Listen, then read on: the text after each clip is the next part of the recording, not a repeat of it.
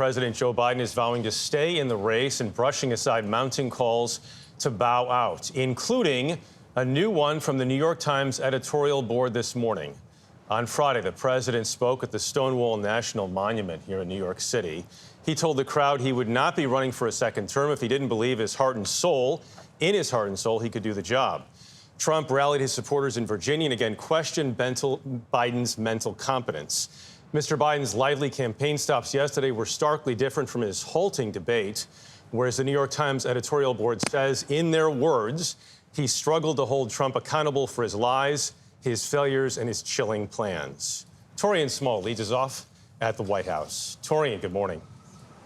Jeff, good morning. Hours after their first debate face-off, President Joe Biden and Donald Trump are back on the trail, with the president conceding his poor debate performance, leaving Trump's many falsehoods unchecked, and leaving Democrats rattled, with some calling for him to drop out of the race. I don't debate as well as I used to. Joe Biden Friday in North Carolina addressing his off night before making it clear he's staying in the race. And I know how to do this job. I know how to get things done. And I know, like millions of Americans know, when you get knocked down, you get back up.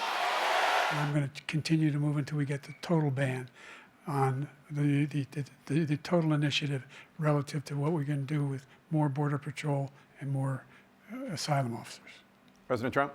I really don't know what he said at the end of that sentence. The president stumbles during the heated debate, alarming Democrats and raising questions with some voters about his future. I was rooting for President Biden. I just don't think he did what we needed him to do. Biden perhaps over-prepared.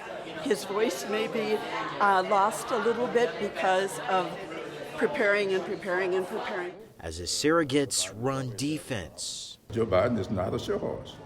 Joe Biden is a workhorse. And just continue to do the work and continue to talk to people about the work that you're doing. Former President Barack Obama hopes his support will give Biden a lifeline.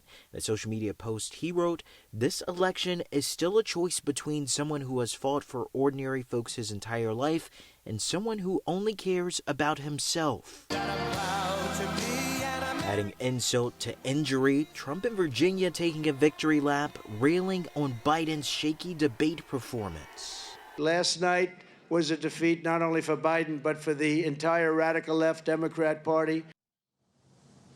Despite having a self-admitted bad debate, the Biden campaign says it raised $14 million in grassroots donations since the debate. And today, the president and first lady are attending multiple fundraisers in New York and New Jersey. Dana? All right, Torian, thank you.